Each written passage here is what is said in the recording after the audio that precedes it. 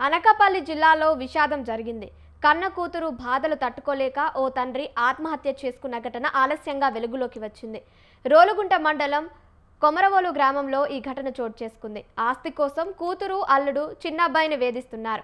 దీంతో మనస్తాపానికి గురై తన భర్త మృతి చెందాడని పద్మ వెల్లడించారు. పోస్టుమార్టం కోసం శవాన్ని ప్రభుత్వ ఆసుపత్రికి తరలించారు. కేసు నమోదు చేసి పోలీసులు దర్యాప్తు చేపట్టారు.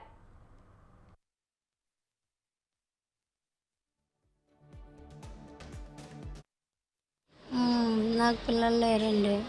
మా అమ్మాయి ఇంతకుముందు పెళ్ళయింది, ఆవిడ పాప అండి.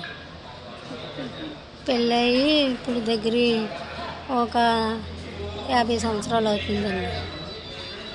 ఆ అమ్మాయిని ఇప్పుడు వరకు బాగానే చూసుకున్నామండి. ఉన్నకాడికి ఆస్తిపాస్తులన్నీ రాయించేసుకున్నారండి.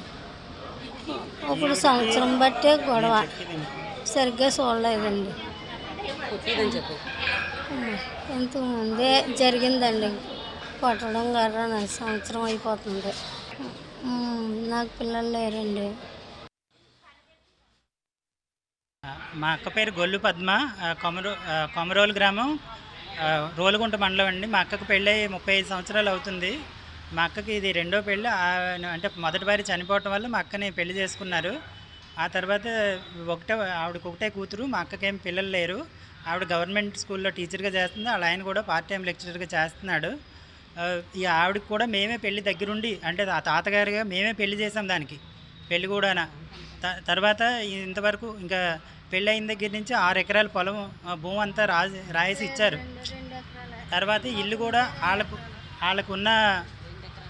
వాళ్ళకున్న ఇల్లు కూడా ఆవిడ పేరునే రాయించుకుంది.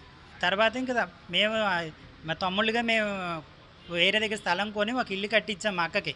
ఆ ఇల్లు కూడా ఇప్పుడు రాసేయమని సంవత్సరం నుంచి గొడవ చేస్తున్నారు, ఆవిడ పేరుని రాసేయమని. అది నిన్న ప్రతి ఆల్రెడీ ఒక 8 నెలల క్రితం వచ్చి ఆ ఇంట్లో పెట్టి ఇద్దరు మొగుడు అంటే అల్లుడు కూతురు కలిపి దాడి చేసి చంపేపోయారు ఒకసారి. అది పెద్దల్లో పంచాయతీ జరిగితే అందరూ ఏదో సర్ది చెప్తే మేము కేసు పెట్టుకుంటూ వదిలేసాం.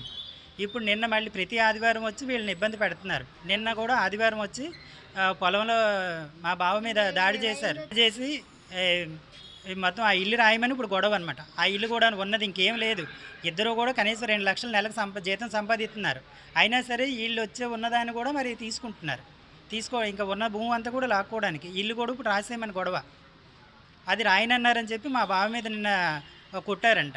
ఈ రాత్రి ఏమో అక్కడ ఎవరు లేరు చూడటానికి. రాత్రి మా బావేమో మా అక్కతో ఏడుస్తూ చెప్పాడు.